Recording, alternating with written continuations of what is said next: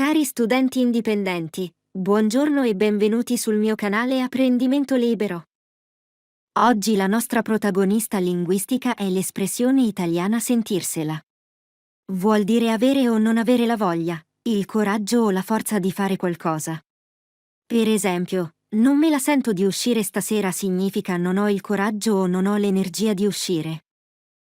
Questa volta vedremo sentirsela nei periodi ipotetici misti, quando il passato e il presente si incontrano. Immaginate, zia Violetta è a soli 30 minuti da Roma.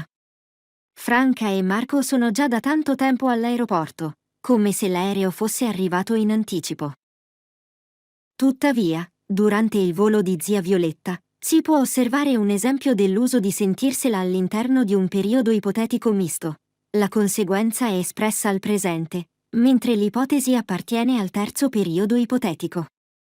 La frase, infatti, recita: non me la sento di fare questo, come se l'avessi fatto nel passato e fosse stato orribile.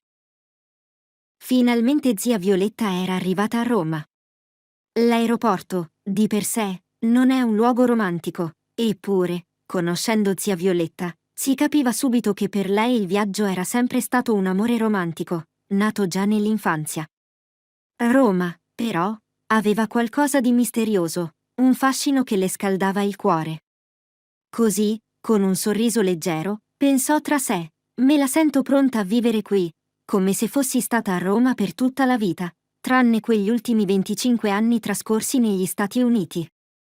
Zia Violetta era raggiante, finalmente poteva mettere alla prova il suo italiano, che studiava da ben 5 anni, prima con Duolingo, poi con una vera professoressa in una classe enorme con più di 400 studenti online.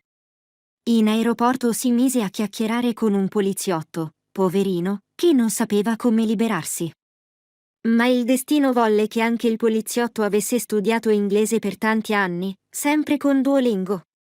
Così i due parlavano felici, inciampando in errori divertenti, come se fossero vecchi amici di un corso online. Quando finalmente Franca e Marco scorsero zia Violetta, lei era così presa dalla sua conversazione che non si accorse nemmeno di loro. Allora Franca, un po' ironica e un po' gelosa, mormorò: ma quale lingua parlano questi due? E dentro di sé rise, perché lei era linguista, ma non se la sentiva proprio di affidarsi a Duolingo. Finalmente, zia Violetta si accorse di loro e ringraziò il poliziotto per la chiacchierata. Ma quando i suoi occhi incontrarono quelli di Franca, rimase senza fiato. Franca le corse incontro, proprio come avrebbe fatto con la sua professoressa d'America. Era uno di quei misteri della vita reale, difficili da credere. Era stato Marco a rendere possibile quel miracolo, ma né zia Violetta né Franca pensarono a lui in quel momento. Ecco la coniugazione di sentirsela nei periodi ipotetici misti. Io me la sento di ridere ancora oggi, come se fossi tornata bambina ieri. Tu non te la senti di parlare adesso, come se avessi già detto tutto in passato. Lui se la sente di affrontare la sfida, come se non avesse mai avuto paura prima. Noi ce la sentiamo di partire adesso, come se avessimo già fatto quel viaggio anni fa.